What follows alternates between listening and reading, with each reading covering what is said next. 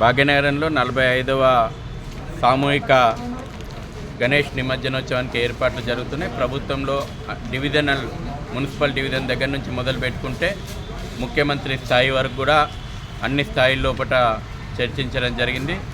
Ganesh action టీంల పేరు మీద 253 టీంలను ఏర్పాటు చేసి నిమజ్జనోత్సవంలో జరగాల్సినటువంటి ఏర్పాట్ల మీద మేము ముందుకు పోతా ఉన్నాం. 50 లక్షల మంది ప్రజలు ప్రత్యక్షంగా పాల్గొంటారు. ఎవరికి ఎటువంటి ఇబ్బంది రాకుండా ఈ ఉత్సవాలను భాగ్యనగరంలో మరింత వైభవంగా ఈ సంవత్సరం నిర్వహించడానికి అన్ని ఏర్పాట్లు చేస్తున్నాం. కరెంట్ ఫ్రీ గవర్నమెంట్ ముఖ్యమంత్రి గారిని మేము విజ్ఞప్తి చేసినాం.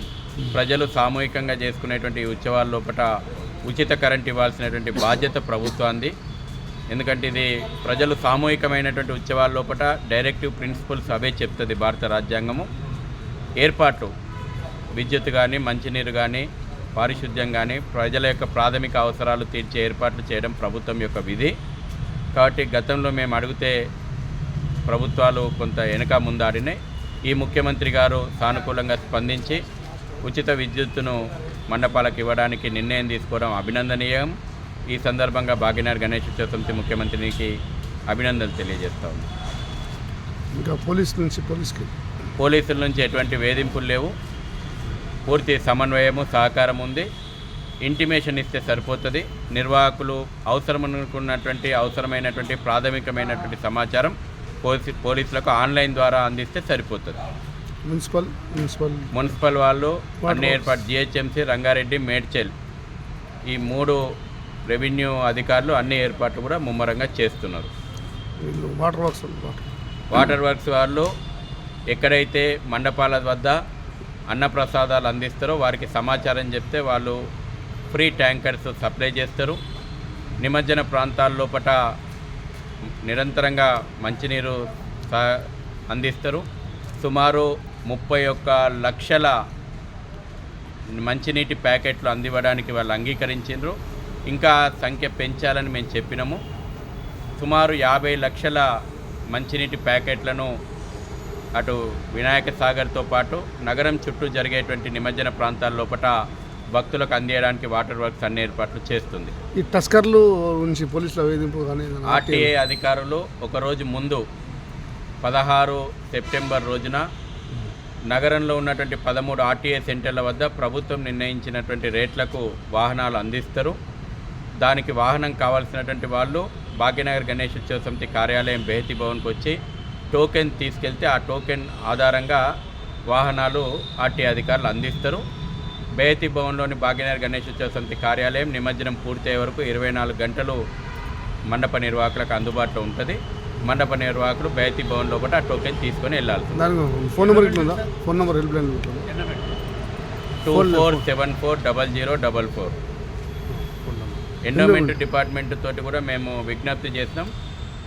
లిటరేచర్ ఏదైతే ఈ యొక్క పండుగల యొక్క విశిష్టతను తెలిపేటువంటి లిటరేచరు ప్రతి మండపానికి ఎండోమెంట్ అందించేస్తుంది. గణేష్ మండపాల యొక్క నిర్వహణకు సంబంధించి అనేక సూచనలు కూడా మేము ఎండోమెంట్ ద్వారా ప్రతి గణపతి మండపానికి ఇస్తాం. అదేవిధంగా అన్ని ప్రముఖ దేవాలయాలు అన్నప్రసాదాన్ని అందించమని చెప్పినాం. నిమజ్జనం రోజున అటు వినాయక సాగర్తో పాటు అన్ని నిమజ్జన ప్రాంతాల లోపల స్థానిక ఎండోమెంట్ ఆధ్వర్యంలో ఉన్నటువంటి స్థానిక దేవాలయాల సహకారంతో ప్రజలకు అన్నప్రసాదాలు అందిస్తారు. అదేవిధంగా ప్రజల యొక్క ప్రాథమిక అవసరాలను తీర్చడం లోపల అన్ని రకాలైనటువంటి ఏర్పాట్లు జీహెచ్ఎంసీ చేస్తుంది. మొబైల్ టాయిలెట్లు ఏర్పాటు చేస్తున్నారు. ఎక్కడ కూడా ఎటువంటి ఇబ్బంది లేకుండా proper lighting system, approach roads ఈ విధంగా అన్ని ఏర్పాట్లు చేస్తూ ఉన్నారు. ఏదైనా అనుకోని ప్రమాదంగిన జరిగితే వెంటనే స్థానిక పోలీసు SHOలు స్పందించి అందుబాటులో ఉన్నటువంటి ప్రైవేట్ హాస్పిటల్లో మెరుగైనటువంటి వైద్యం అందించాలి అనేటువంటి నిర్ణయం కూడా ముఖ్యమంత్రి స్థాయిలో జరిగింది. ఎందుకంటే గతంలో మనకు అనుభవాలు ఎక్కడో సైదాబాద్లో ఒక ఎలక్ట్రిసిటీ షార్ట్ సర్క్యూట్కు గురైతే వారిని ఈ ట్రాఫిక్లో తీసుకొచ్చి ఉస్మానియా హాస్పిటల్కు తీసుకొచ్చే వరకు విలువైనటువంటి ప్రాణం పోయింది. ఎందుకంటే ప్రభుత్వ ఆసుపత్రులకు మాత్రమే తరలించాలనే ఆలోచనలో అధికారులు ఉంటారు.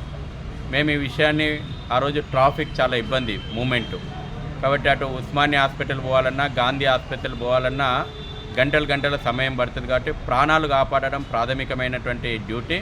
కాబట్టి అందుబాటులో ఉన్నటువంటి మెరుగైనటువంటి కార్పొరేట్ ఆసుపత్రుల లోపల ప్రమాదాలకు గురైనటువంటి వాళ్లకు వెంటనే చికిత్స అందించాలన్నాం. దానికి ప్రభుత్వం అంగీకరించింది. ఆసుపత్రులను కూడా మేము విజ్ఞప్తి చేస్తూ ఉన్నాం. వాటి బిల్స్ ఏమన్నా ఉంటే ప్రభుత్వం చెల్లించే తర్వాత చెల్లించడానికి అటు ముఖ్యమంత్రి కానీ కలెక్టర్లు కానీ అంగీకరించిండ్రు. సకాలంలో మెరుగైనటువంటి వైద్యం, ఎటువంటి ప్రమాదాలు కావద్దనే మనం కోరుకుంటున్నాం. ఒకవేళ అటువంటి ప్రమాదాలు ఏమైనా జరిగితే ఆసుపత్రి యాజమాన్యాలు కూడా భక్తుల సేవలో ఉండాలని మేము కోరుకుంటున్నాం, పిలుపునిస్తున్నాం. మీడియా కూడా ఈ యొక్క ఉత్సవాలను ప్రపంచం మొత్తం కూడా చూసే విధంగా మంచి కవరేజ్ చేయాలని కూడా మీ యొక్క Telangana voice of Telangana TV ద్వారా కోరుతా ఉన్నాను.